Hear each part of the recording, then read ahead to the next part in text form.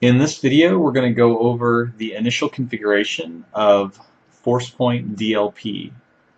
So at this point, all I've done is installed DLP on the Forcepoint Security Manager server and went through some very basic configurations while I was installing it. Now we're going to go into the actual Forcepoint DLP UI and perform some of the initial configuration actions there. The great thing about Forcepoint DLP is that basically you can install everything just on the management server and create all of your baseline configs up front before you even install some of the extra servers and capabilities throughout your organization.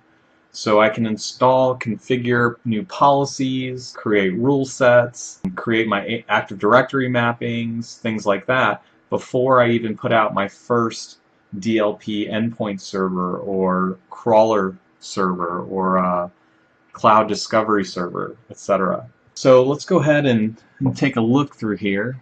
When I'm looking at data, this is telling me my subscription is valid, and then I'm missing 5 essential configurations. Let's check out the subscription real quick. Now, most of the time this would show that the subscription was not applied yet. The reason this is showing that my subscription is valid is because in the web security module, or in the web security portion of the Forcepoint Manager, I have the DLP module applied. And that automatically activates your data loss prevention portion of your installation. However, it will only apply to DLP over HTTP and HTTPS that's flowing through the proxies. If you have the full DLP suite, you'll be provided a separate subscription key, which I have, and I am going to go ahead and apply that subscription key to get all of the capabilities that I need. Okay, I went ahead and chose the DLP XML subscription key. And it required me to log out. Now I'm going to log back in, and I should see the proper subscriptions in effect. Okay, and I can view that by going to just clicking on the setting where it says your subscription is valid, or should be able to go into General, and at the bottom is Subscription. So I can see that I have all of the capabilities now licensed through my new subscription key. So we'll go ahead and go back to the initial dashboard. And you'll notice now the number of missing configurations is up just a little bit. And that's because I added some additional capabilities with that DLP subscription key. So I'm going to go ahead and click on the 7 missing essential configurations, and we're going to just walk through those because those will be the things you kind of want to get set up right off the bat. And I'll show you some of the steps in setting those up. So you want to integrate with your Active Directory to pull in user information, so that way when data loss prevention incidents occur, you can identify the user, and also so you can apply policy to particular users, groups of users, OUs, business units, etc. So we'll go ahead and set this up now.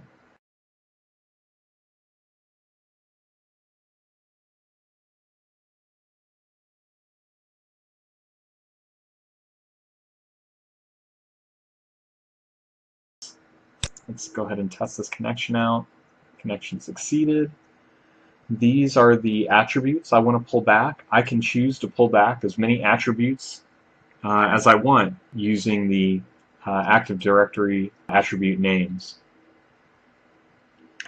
So this looks pretty good. I'm going to go ahead and hit OK down here to save. And now I'm going to go ahead and select this box and hit Import Now.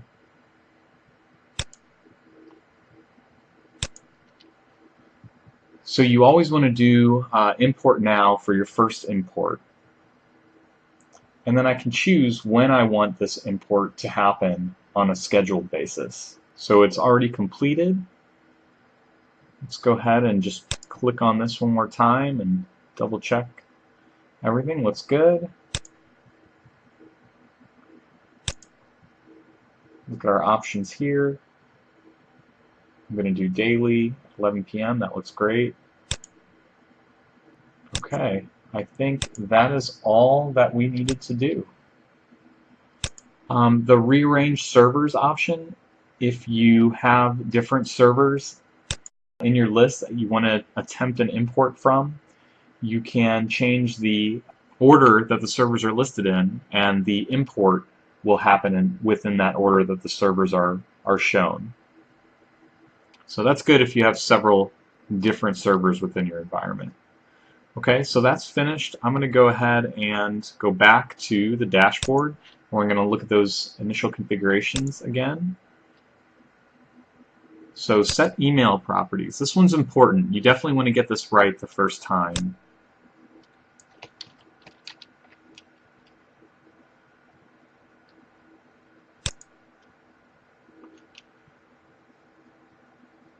So we'll just call this Forcepoint DLP.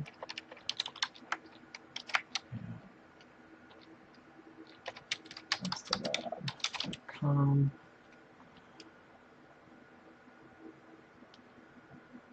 Okay, that looks good. That's the email that I want alerts to be sent by. Make sure to hit, and I would change these to Forcepoint DLP, because that's actually the new naming schema.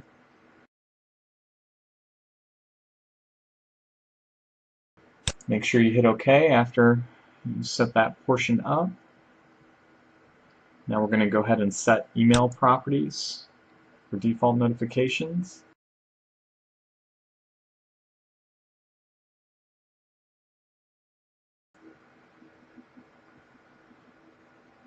Alright, now one thing we didn't do actually while we were in here is set up the actual mail server settings. So I want to go to General, Mail Servers. So this is important. So you just set up your alerts, however you need a mail server set up so those alerts can get to the person that you're sending them to. So I'm going to go ahead and choose my settings for this.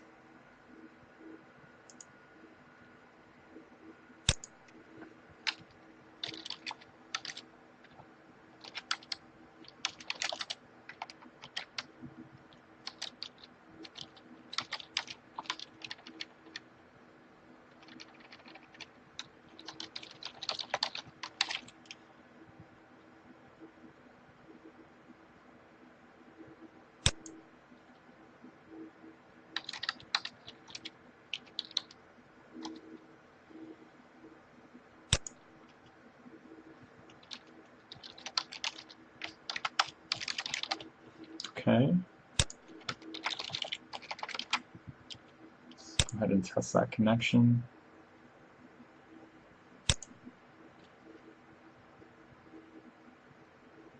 Connection succeeded.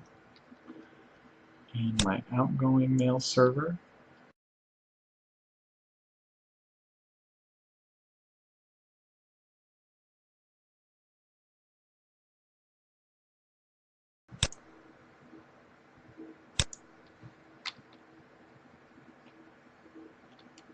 Okay.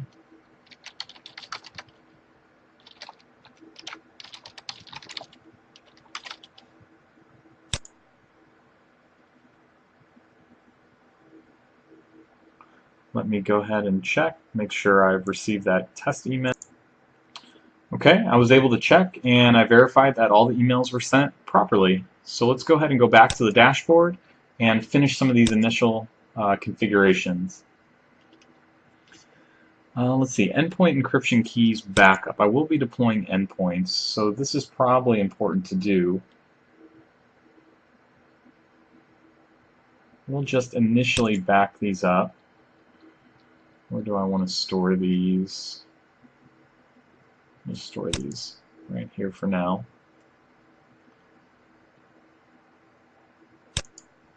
Okay, so I've done that. Specify internal domains for endpoint email analysis. I'm going to go through and configure those.